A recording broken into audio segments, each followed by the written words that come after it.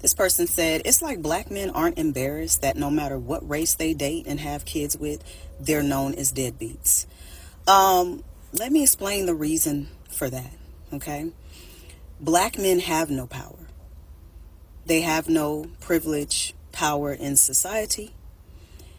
So sex and being able to impregnate women and also abandon them, okay, because they've been doing that for generation after generation, that is the only power that black men have.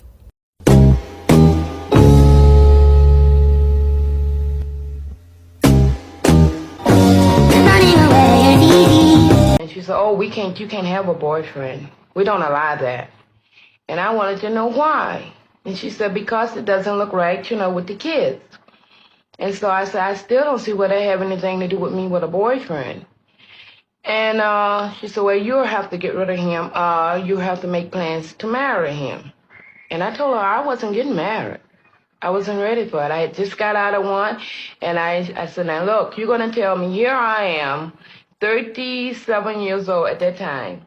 And I've been married, got 5 kids here in the home, and had been married to this one man for 16 years. And you're going to tell me I can't have a boyfriend?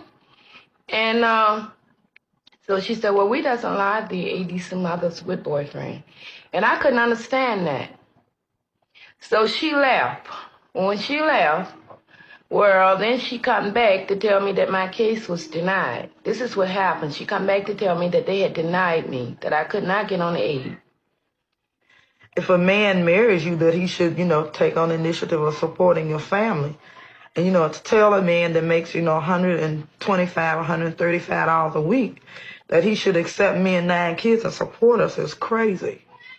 Because, realistically, I would feel that if I married a man in this position, that, it wouldn't take but maybe 6 months. If it took that long, he would begin to resent my kids. He would hate me, he would beat me and he'd scream at the kids. He'd start beating the kids out of frustration. And, maybe it wouldn't be because he didn't love me and the kids, but because he was, being deprived of, just having, a pair of shoes on his feet and proper food for himself, for kids that he wasn't responsible for. And this is, thinking realistically. So here we have the black men abandon their women and children narrative being used by a struggle misandrist, obviously projecting her own life experience from the black women's perennial office, the DoorDash rental car. Probably a Prius, by the way. I love those cars.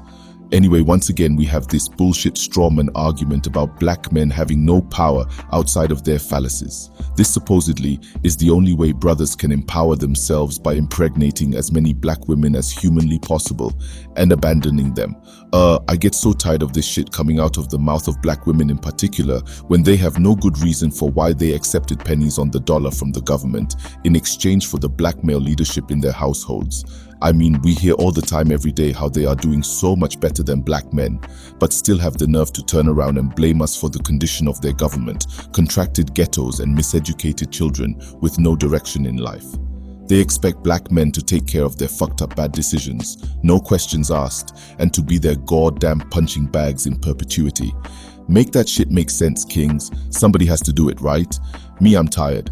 Seriously, I have no fucks to give in a rigged system that, excuse the expression, empowers bad faith actors and petulant chronologically adult children.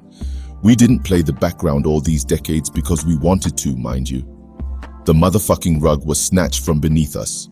It's that simple, and the discerning black man of these modern times ain't got time for that noise, and make no doubt about it, it's nosy, like a braying mule or a hyena. Black women are more worried about a black man's penis than her own mercenary box. That's fact. Or are we going to ignore the transaction mindset of the grifters and whores you taught your daughters and granddaughters to be, bar none? That's you. That's all you by yourselves. It's the legacy of black women, and I want you to hold that L. Please, for the love of God, hold that L. It's your prize and reward from the minority majority, like the one you'd find at the bottom of a box of Cracker Jacks. Only a whore thinks with her vagina. It's too much, too mind-staggering for you hoes to take accountability for your part in this mess that we all know as foundational black men in your community, queens. Ha, ha. What you're talking about is blame shifting, the generational betrayal black women are guilty of, and your collective weakness as women in your ethnic group. Gloria Steinem, Margaret Sanger, and J. Edgar Hoover simply gave you the tools to destroy yourselves. You know, like giving a toddler a loaded gun with the safety off. Black women made the collective choice to point the weapon at their own heads and pull the trigger. It's that simple. Okay, bear with me, queens. Ha, ha. You talk about black men leaving their children behind. Talk about them impregnating women and leaving them to raise said children on their own, right? In that same breath, you black women talk about body autonomy. Your body, your choice, am I correct? It's a big political issue in an election year, a talking point for the radical vagina set. Now I'm just gonna say something. Why the fuck don't you talk about using birth control on the regular? It's your body, your choice. You hoes don't have to open your legs to a raw dick if I have to be so crass about this issue. Well, you girls know how it is. Fuck around and find out. We ain't deadbeats. The woman here in this TikTok video is lacking. Your box is used and busted, so niggas dipped out. Hold that L and get over yourself. Stop it, get help. Buy yourself a vibrator. The cope is that motherfucking real. The power you talk about through your myopic lens is transactional. The brothers all know you're full of shit and lonely for attention. Hold them nuts in your cheeks and get busy shutting the fuck up, queen. The Black Patriarchy. A non-existent group of fictional black male power brokers not discredited, erroneously jailed or outright killed by the minority majority who look the other way as they work tirelessly to shame, oppress, and outright take out the altruistic black female populace of the honorable democratic United States of America. 3K's inset bitches. These evil wealthy members of the black patriarchy are the sole reason for all the ills of the black community, walking, talking, holding down jobs, and doing everything up to and including giving their very lives in service to their baby mamas and baby's motherfucking kids. Their motto that strikes fear into the hearts of black women everywhere: bitches ain't shit but hoes and tricks.